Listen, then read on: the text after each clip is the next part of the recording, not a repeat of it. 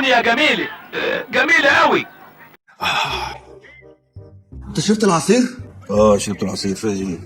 شربت العصير ليه؟ انا عامل الشروب. في ايه يا محمد؟ انا اللي قلت له يشربه بالهنا والشفا. حتى لو ما قلتليش انا اشرب عصير زي ما انا عاوز. اسكت يا عم اسكت، انت مش فاهم حاجه. انا مش فاهم حاجه. هو مش قصدي يا بابا والله، بس عشان البرتقال خلص.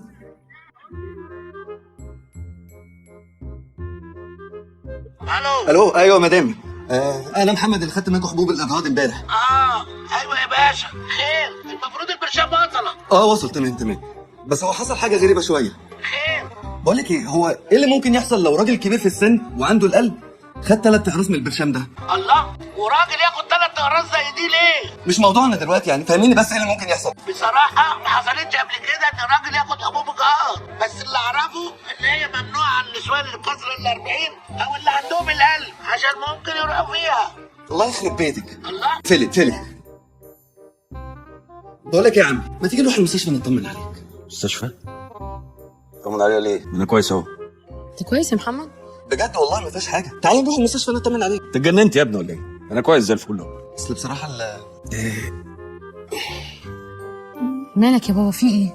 حاسس بايه؟ انت حاسس بحرقان وزي ما يكون معدتي زي ما يكون كده دايخ شويه ونفسي غم عليا كده شويه. ما هي دي البشير. بصراحة أنا محتار جدا. المغص اللي عنده ده غريب جدا جدا. بعد كل الأدوية والمحاليل اللي اديتها له دي المفروض يكون المغص ده خف. أنتوا متأكدين يا جماعة إن هو ما خدش أي حاجة غريبة؟ ممكن كلمه يا دكتور بعد اذنك على الانفراد؟ اتفضل. راح فين يا شو؟ خليكي مع بابا يا شو. راح فين؟ خير. بص يا دكتور، بس حاول تفهمني بس، يعني هو اللي حصل حبوب اجهاض. وطي صوتك بتفتحني ليه؟ انا رحت لحد ودنك وكلمتك. هي دي المشكله، يعني حاول تتصرف بقى. اتصرف إزاي بس؟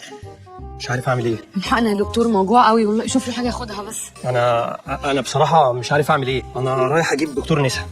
نسا؟ ايه ده؟ معرفش.